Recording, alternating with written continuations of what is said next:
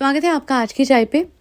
सबसे पहला कमेंट पढ़ लेते हैं जनाब के व्लॉग का, जो रीसेंट व्लॉग था, जो स्कैन को लेके है। लोगों को ये कंटेंट लगेगा, बट जिसने झेला है उसे पता है जितनी बार पेट स्कैन होता है, कितनी टेंशन रहती है जब तक कि रिपोर्ट नहीं आती। It's not easy. और आगे इन्होंने लिखा है, अल्लाह से दुआ सब ठीक होगा। देखिए, इस पूरे कमेंट में सिर्फ एक ही बात सही है कि सब ठीक होगा। जी हाँ, दुआ हम भी कर रहे हैं, प्रेयर हम भी कर रहे हैं, भगवान के आगे हाथ जोड़ के मैं भी बोलती हूँ कि मैडम की तबीयत बिल्कुल ठीक रहे और स्कैन बिल्कुल क्लियर आए। But now coming to the point, content है, कंटेंट है, कंटेंट है। नियत कंटेंट की ही है। सर्जरी वर्ड को यूज किया जा रहा है बार बार। कुछ भी पूरी दुनिया में करके आते हैं और सर्जरी पे आके अटक जाते हैं। कुछ भी करके आते हैं, स्कैन पे आके अटक जाते हैं। बार बार कहते हैं कि हमें एक डाइट बोली गई है, मुझे मसाले वाला खाना नहीं खाना, मुझे बाहर का खाना नहीं खाना, मुझे मसाले वाला खाना नहीं खाना, मुझे और सिर्फ मसाले वाला बाहर का खाना यही खा रही है ये। वो तो फुप्पियों ने उस दिन इनके लिए मटर पनीर बना दिया था, वरना वो जो साहिबा के घर पे इन्होंने खाया था, नहीं मैं छुआ के, ऐसे कैसे होता है? जब आपको पता है कि आप एक प्रॉपर डाइट पे हैं तो आप मसाले वाला खाना छुआ के भी कैसे खा सकते हो? वो तो चलिए एक बात है। दूसरी बात ये है, बहुत टेंशन का दिन था, है ना, बहुत मुश्किल भरा टेंशन का दिन था। And I agree with that 100%। But tell me, how is this justified कि इतने टेंशन वाले दिन में आपको याद आता है कैमरा पकड़ के उस इंसान के मुंह पे कैमरा करना जो रो रहा है, टेंशन में है, एंग्जाइटी में है और स्कैन को लेके नर्वस है। मैडम को पूरे टाइम रिकॉर्ड करने का जिगरा इस आदमी में कैसे आता है और हर उस व्लॉगर में कैसे आता है, जो कि मैंने ये चीज़ उड़ता परिंदा के लिए भी बोली है, अरमान मलिक के लिए भी बोली है और मैं इनके लिए भी बोलूंगी। और जब जब ये करेंगे, ये 10 बार और करेंगे, मैं 10 बार और पॉडकास्ट बना के बोलूंगी कि इस तरीके से किसी की बीमारी पे कंटेंट खींचना, कोई क्रूशल डे पे इस तरीके के स्कैन वाले दिन पे कंटेंट खींचना, अपने किसी लव्ड वन को रोते हुए दिखाना, उसका थंबनेल बनाना, उसका टाइटल लिखना, ये सब कुछ जो है इमोरल है। In my eyes this is not right. Making content out of someone's disease, someone's misery, someone's sadness, कोई मतलब वो भी समवन नहीं है, हमारे लिए वो समवन है ना। मैडम इज जनाब्स wife. I mean, how can he even do this? और अगर कोई ये बोले कि कितने अच्छे पति हैं, साथ देते हैं, कंटेंट बना रहा है, एंड वर्स्ट इज अपनी बीवी पे खींचा हुआ कंटेंट अपने ही चैनल पे डाल रहा है। अगर ये चाहता तो मैडम के चैनल पे डाल देता। This content actually belongs to her, है ना। उनकी सर्जरी, उनकी बीमारी, उनके सी वाली बीमारी पे कंटेंट खींच रहा है और उन्हीं के चैनल पे कुछ नहीं आ रहा। That's called another level of selfishness. Sorry to say, but that's what it is. एकदम से आपकी वाइफ आके बैठी है, 2 मिनट आप कैमरा नहीं साइड रख सके, पहले आप उनको मिल लेते, है ना, एक बार खाना खा लेते, उसके बाद आराम से बैठ के उनको रिकॉर्ड। मैं वही कहती हूँ, I respect even this profession, because vloggers की भी लाइफ में ऑफकोर्स और काम क्या है, आपको व्लॉग ही करना है, वही आपका काम है, वही आप वहीं से पैसा कमा रहे हैं, तो वो रोक तो नहीं सकते। And I understand that. यही एक्सक्यूज आता है व्लॉगर्स का कि हम तो डेली व्लॉगर्स हैं, हमें हर चीज़ व्लॉग करनी है। एक मिनट, कंपल्शन कहाँ है? कुछ चीज़ों को अगर आप एडिट कर दोगे, कुछ चीज़ों को रिकॉर्ड नहीं करोगे, कहीं पे आप कंपैशन दिखाते हुए अपने इंसान के लिए, अपनी वाइफ के लिए रुक जाओगे और बाद में ये चीज़ कवर कर लोगे कि आ गए हैं हम घर और स्कैन करवा लिया था, I will definitely understand the fact कि ओके, व्लॉगिंग कर रहे हैं बट एटलीस्ट क्रूशल मोमेंट्स में नहीं कर रहे हैं। वो एक बैलेंस तो होगा ना। अगर, क्योंकि ऐसे कैसे हो सकता है कि टेंशन में थे बट इन्हें याद था कैमरा मुंह पे करना है। Why are you showing these moments जहाँ वो रो रही है, जहाँ वो सेंसिटिव है, जहाँ वो वल्नरेबल है? आइए और मुंह पे कैमरा, और उसके बाद वो कह रही है I would have never done it without you जनाब, thank you. Now my question is, thank you for what? आपकी बीमारी पे कमा तो ये गए हैं, थैंक यू तो इनको बोलना चाहिए आपको कि thank you madam, thank you content, है ना। यही तो है। आपके बीमारी पे, स्कैन पे, सर्जरी पे, हर चीज़ पे इन्होंने कंटेंट खींच लिया। वरना इतने एक्साइटेड, या उस दिन इनको बता रहे थे कि पहली बार सर्जरी के बाद मैं कुछ रेसिपी बना रही हूँ, he didn't take even a bit of interest. जब आप अपने लेवल पे काम करते हैं, ये आदमी लप्पुओं की तरह घर पे बैठा होता है, ये आपके काम में आपका हाथ नहीं बटाता, है ना। और जिस इंसान को आपकी हेल्थ की, आपकी बीमारी की, आपकी सर्जरी के बाद की हेल्थ की इतनी परवाह होगी, वो सिर्फ और सिर्फ पेट स्कैन के टाइम ही आपके साथ आएगा। उसे अपने पापा के साथ कंटेंट बनाना था, वो दिल्ली चला गया आपको छोड़ के अकेले, है ना। अगर इतना ही साथ देने वाला होता, इतनी ही परवाह थी, पता था अभी स्कैन भी है ना, एक बहुत डिफिकल्ट डे आने वाला है आपकी लाइफ में, तो दिल्ली का कभी और प्लान कर लेता। बट नहीं, कंटेंट खींचने चला था अपने पापा पे, तो जिनको कभी एक्सर्शन नहीं करवाता था अपने डैड को, उन्हें 24 घंटे की ट्रेन में ट्रैवल करवा के मुदाहा ले जाके, फिर रोड ट्रैवल करवा के दिल्ली ले जाके, उसके बाद उनको मतलब वैसे पापा की हेल्थ और वैसे खूब एक्सर्शन करवाया कि कंटेंट ज़्यादा से ज़्यादा खिंच जाए। वैसे जिस बीवी की परवाह ये दिखा रहे हैं, जिसके स्कैन के लिए आए हैं, उसे छोड़ आए कि अपने आप आना अपने आप जाना, छोटे से बच्चे के साथ। और हो सकता है सब लोग बोलें कि हाँ टिक्कू तो साथ में था, है ना, या फिर शायद भरम दादा या जो भी आए थे। ऑल आई से इज हस्बैंड की जगह थोड़ी ना ले सकता है टिक्कू या फिर भरम दादा।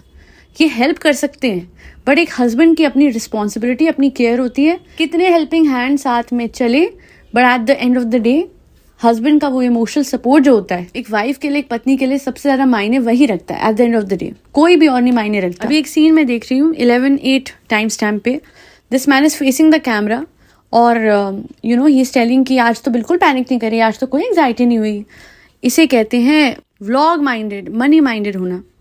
कैसे, मतलब कैसे कर लेते हो आप लोग? हाँ, आप व्लॉगर्स से ऐसे कैसे हो जाता है, मुझे समझ नहीं आया। मुझे सच में ये लोग इस तरीके के नहीं लगे थे कि किसी की बीमारी के वक्त भी ऐसे कर सकते हैं। बट जिस दिन से मैडम की सर्जरी हुई है, इस इंसान ने सर्जरी के नाम पे बहुत पैसा कमाया है। पहले अपनी बहन की शादी के नाम पे, पर चलो शादी तो एक सेलिब्रेशन होती है, उस पर आप व्लॉग बना रहे हैं, doesn't matter, it's fine, it's good. उस पर व्लॉग बनाना भी चाहिए, कोई बात नहीं। हालांकि वो व्लॉग्स वैसे बहन के चैनल पे जाने चाहिए थे, बट दूसरों के नाम पे, रिश्तों के नाम पे पैसा कमाना तो कोई जनाब से सीखे।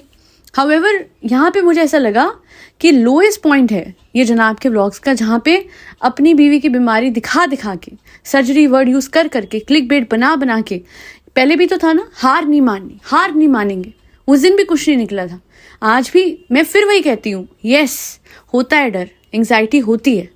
एंग्जाइटी में, डर में, परेशानी में एक इंसान कभी भी व्लॉग नहीं बनाएगा और मुंह पे कैमरा नहीं करेगा उस इंसान के जो कि अभी स्कैन से आया है, नर्वसनेस से होके गुजरा है, जिसे अभी कुछ नहीं चाहिए, सिर्फ हक चाहिए, एक इमोशनल अश्योरेंस चाहिए that I am there with you.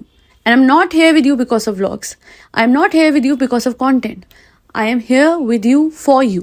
और किसी ने बहुत अच्छी पते की बात लिखी है, उन्होंने ये भी लिखा है कि मैं कोई हीटर नहीं हूँ, मैं बस एक बात कहना चाहता हूँ, या हो सकता है कहना चाहती हैं, मतलब इनका मुझे नहीं पता ये लड़का या लड़की है, बट इनका कमेंट आ रखा है Shivs03 के नाम से। Guys, please don't take this as an example from any influencer regarding any medical condition post the C disease. One has to take a lot of care in terms of food and lifestyle. Here clearly it's not the case. Actually में अगर आप lifestyle देखिए, लगातार ही travel कर रही है, लगातार exertion कर रही है, इनकी शक्ल पे आ रहा है she is exhausted with all the continuous travel that is happening, number 1। Number 2, खाने को लेके एहतियात बढ़ती नहीं जा रही है, और कहा जाता है कि मैंने ये नहीं करना वो नहीं करना, बट साफ दिख रहा है कि कहीं भी कुछ भी खा रही हैं, ऑयली फूड भी खा रही हैं, कोई किसी तरीके का परहेज नहीं है। And I really want to tell anyone out there जो ये सोचता है कि यू नो अगर ये खा सकती हैं तो दूसरे भी, अगर कोई भी किसी तरीके की डिजीज या किसी तरीके की हेल्थ कंडीशन से गुजर रहा है, just listen to your doctors and never follow any influencer, any vlogger, because आपको नहीं पता है कि वो लोग ऑफ कैमरा क्या कर रहे हैं, क्या नहीं कर रहे हैं। ऑन कैमरा आपको कुछ दिखा रहे हैं तो आप उस पर चलेंगे, no, don't do that, don't play with your health. Doctor is the best person out there, the best professional जो आपको अच्छी एडवाइस देंगे as per your health condition, as per your symptoms, जो भी है। बट इन इन्फ्लुएंसर्स को follow कीजिए and then be ready for another disease और अनदर हेल्थ कंडीशन, बिकॉज आजकल जो इन्फ्लुएंसर्स की लाइफ बन गई है, रोज बाहर खाना, रोज घूमना, रोज ट्रिप्स पे जाना। How can they live a life as exhaustive, as hectic as that? हाँ, मजे आ रहे होंगे, बट बॉडी को भी रेस्ट चाहिए। कितना ही कोई बाहर का खा सकता है, कितना ही कोई बाहर घूम सकता है, कितना ही कोई ट्रैवल कर सकता है, कितना ही कोई शॉपिंग कर सकता है। They don't have that quintessential calm, peace which should be there in everyone's life. Pause, hold, relax, meditate. सच में मैं कह रही हूँ 90% of these vloggers are going through multiple health conditions, and that is because their life, their lifestyle, their schedule, their circadian rhythm is messed up big time. और कोई भी अगर कमेंट सेक्शन में आके ये कहता है, कुछ टाइम से लोग कह रहे हैं कि आप ये जो क्रिटिसिज्म कर रहे हैं ये इसलिए कर रहे हैं क्योंकि आप एक हिंदू हो, तो मैं बता दूं कि मैं एक हिंदू ज़रूर हूँ, बट ये क्रिटिसिज्म मुझे जब जिसके लिए करना होता है, चाहे वो संभावना है, संभावना भी तो हिंदू है, मैं उनको क्यों क्रिटिसाइज़ करती हूँ, है ना। तो मैंने तो बहुत लोगों को क्रिटिसाइज़ करा है, मैंने किसी का रिलीजन नहीं देखा। प्रॉब्लम ये हो जाती है, ये जो परिवार है इसमें 3 व्लॉगर्स हैं, और जब लोग कहते हैं ना कि फ्रीक्वेंटली इन्हीं पे ही रिएक्शन आता है, तो मैं बोलूँगी और क्या, जब आप 1 करोड़ से ज़्यादा लोगों को इन्फ्लुएंस कर रहे हैं, है ना, एक ही परिवार में 3 व्लॉगर हैं, और तीनों व्लॉगर ऐसी ऐसी चीज़ें प्रमोट कर रहे हैं, ऐसा ऐसा इन्फ्लुएंस फैला रहे हैं कि जिसके बाद इनको जब लिखा जाता है ना कि हाँ शालू आपी आपके हार्ड वर्क को सलाम, तो मुझे ऐसा लगता है कि एक शालू आपी कमेंट सेक्शन में बैठ के दूसरी शालू आपी को बोल रही hard work, really, where is the hard work. मुझे दूर दूर तक दिख नहीं रहा है। 3-3 4-4 हेल्पिंग हैंड घर पे रखने के बाद, दुनिया भर के रिश्तेदार होने के बाद हार्ड वर्क। एंड उससे भी बड़ी बात मुझे लगती है कि आप अपने पापा का कितना ख्याल रखते हो। अरे हैं जी, अरे वो तो वो रखता है, वो जो रखा हुआ है केयर टेकर, ये तो और पापा सब ठीक। वो तो बहुत दिनों बाद कंटेंट डिप हो गया था, तो पापा पे कंटेंट बनाने की प्लानिंग हुई और फिर भूल गए जनाब कि जिन पापा को मैं एक दिन एनिवर्सरी पे साहिबा के मुद्दाहा नहीं जाने देता था, उन्हें मैं इतना लंबा ट्रैवल करा रहा हूँ। तब कहाँ गई फिक्र तबीयत की। और अब आ जाते हैं मैडम पे। जब जनाब ज्ञान देते हैं मम्मी पापा बड़े बुजुर्ग, तो इसमें मैडम के मम्मी पापा नहीं गिने जाते। आप लोग देख रहे हैं पैरेलल्स, वहाँ पे जाहिद के माँ बाप बड़े बुजुर्ग नहीं है क्या, यहाँ पे मैडम के माँ बाप नहीं है क्या। जब अभी मन्नत पूरी करने कहाँ जाना था आंटी जी को, कहीं पे जाना था, है ना, मन्नत पूरी करने, तो आंटी जी को बोला यस मम्मा जा रही, मम्मा करके आएंगे, यस। जनाब जब मन्नत पूरी करने जाते हैं जयपुर, है ना, अजमेर शरीफ, वहाँ तो आप चली गई जनाब का साथ देने। तो माय पॉइंट इज़, एक अच्छा खासा हट्टा गट्टा इंसान, उसका साथ देने आप जाती हैं, तो यहाँ अपनी बड़ी बुजुर्ग जो आपकी मदर हैं, who is old and aged and you know it very well कि उनके हेल्थ इश्यूज़ भी रहे हैं, पीछे वो एडमिट भी थी कुछ टाइम पहले, तो कैसे हो सकता है कि आप उनके साथ न जाएं। आप उनको बोल सकती थी कि मैं आती हूँ मुदाहा से, फिर हम साथ चलेंगे। ऐसा क्या आपने मुंह फेर लिया ऊपर वाले से, मतलब भगवान से, ऐसी क्या नाराज़गी है जब सब कुछ उन्होंने आपको दिया। मैं वापस रिवाइंड कर दूं, यहाँ धर्म की बात नहीं है, यहाँ बात है फैक्ट्स की। तो फैक्ट्स के हिसाब से जो इन्होंने इनका सबसे फेमस शो किया था ससुराल मक्खी का, उसमें ये माता रानी की भक्त बनी थी, जिसकी वजह से लोगों ने इन्हें पसंद करा। उसी इमेज की वजह से इन्हें बिग टॉस भी जिताया गया था। उसी इमेज की वजह से ही इनकी लाइफ बन गई, because she became one of the most famous personalities of there on the Indian television. And then subsequently वही इमेज को यूज़ करते हुए साहिबा ने इनकी शक्ल दिखा दिखा के कंटेंट बनाया, जिसका यूट्यूब चैनल फर्स्ट सबसे पहले इसका चला था साहिबा का, एंड देन चला जनाब और मैडम का। सो ऑल ऑफ दिस, कहते हैं ना, जिसका रिपल इफेक्ट हुआ, that led to YouTube, was your first show जहाँ पे आप सबसे बड़ी भक्त बनी थी माता रानी की। उन माता रानी ने जिन्होंने आपको सब कुछ दिया, आज उन्हीं भगवान को आप इतना नज़रअंदाज क्यों करते हो। अच्छा एक चीज़ बताओ, चलो मैं समझती हूँ, आज आप मुस्लिम हैं, ठीक है, हालांकि पहले आप क्रिश्चियन भी थी, बट दैट्स योर चॉइस, है ना, हो सकता है future, okay fine, I won't say that. हाँ, तो आज आप मुस्लिम हो और आप बहुत ही कट्टर मुस्लिम बन गए हो, ठीक है, मैं मान गई, बट आपकी मदर तो आज भी हिंदू है और वो आपकी जिम्मेदारी है। तो एक जिम्मेदारी आपकी भी बनती है कि आप अपनी मदर के रिलीजन को रिस्पेक्ट दें, है ना। तो उनका साथ दे सकते हैं आप कि वो जब मन्नत पूरी करने जा रही है, मैं साथ में चल देती हूँ, सारे रिचुअल्स, प्रसाद चढ़ाना, जो भी कुछ, वो आपकी मदर कर लेती। इसे कहते हैं एक होलसम माइंडसेट होना, एक बहुत ही लिबरल माइंडसेट होना, जहाँ पे यू रिस्पेक्ट और religions and follow the one where in you have your utmost belief. जो इस केस में अभी फिलहाल ये है कि आप मुस्लिम हैं, है ना। मैं फिलहाल इसलिए कह रही हूँ क्योंकि कुछ पास्ट ऐसा रहा है, कभी क्रिश्चियन, कभी मुस्लिम, कभी हिंदू, फ्यूचर क्या होगा god knows. And I just want to say one more thing, where is your father, वो बहुत एजेड हैं, उनका भी तो ख्याल रख लो। सिर्फ एक तरफा क्यों रिस्पॉन्सिबिलिटी। एक तो ना प्रॉब्लम ये हो जाती है, एक बहुत ही ज़्यादा बड़ा स्टीरियोटाइप बना हुआ है कि लड़की शादी होके अपने घर की हो जाती है, फिर उसकी कोई जिम्मेदारी नहीं है अपने माँ बाप की तरफ। अगर माँ बाप का सहारा बेटा है, मैं तो कहती हूँ वैसे तब भी लड़की ध्यान रख सकती है, क्यों नहीं। बट अगर उनका कोई और सहारा नहीं है, तो एज अ डॉटर अपने डैड पे चेक रखना, अपने डैड की हेल्थ पे ध्यान देना, अपने डैड से मिलते रहना, जो कि अलग से रहते हैं, जो कि सब कुछ अपना खुद से करते हैं। मैं तो कहती हूँ कि अगर जनाब के फादर को एक केयर टेकर की ज़रूरत थी because he was not keeping well, I guess your father is also quite aged, उनकी एज तो जनाब के फादर से भी काफ़ी ज़्यादा है, उनको भी तो केयर टेकर की ज़रूरत है, उन्हें भी अपने बच्चों की ज़रूरत है, उन्हें भी इस टाइम पे किसी की ज़रूरत है जो उनका ध्यान रखे। तो please madam, please, you have all the money in the world, you are blessed with a lot of wealth in abundance, use it wisely. अपने पेरेंट्स का ध्यान भी रखें, सिर्फ क्योंकि देखिए आप व्लॉग के लिए बहुत कुछ करती हैं, कंटेंट के लिए, सब्सक्राइबर्स के लिए बहुत कुछ हो रहा है, चैनल आगे बढ़ाने के लिए, बट आप इंटरनली क्या कर रहे हो, मुझे ये जानना है। अपनों के लिए क्या कर रहे हो, अपने माँ बाप के लिए क्या कर रहे हो जिन्होंने आपको पाला पोसा, जिनके आप इतने, अभी इंटरव्यू भी, पॉडकास्ट भी हुई थी, मैं अपने पापा की लाडली, मैं अपने पापा की लाडली, तो वो पापा के लिए क्या कर रहे हो, ज़रा हमें वो भी तो बताओ। जो इतने भाषण देने वाले जनाब पापा पापा मम्मी मम्मी करते हैं कि अपने बड़ों की सेवा करनी है, वो कभी नहीं बोलते कि अपने मम्मी पापा का भी ध्यान रखें, है ना। बड़ा ही अतरंगी परिवार है, खून के रिश्तों को पूछते हैं, खून के रिश्तों से बात करते हैं, खून के रिश्तों को फेवर करते हैं।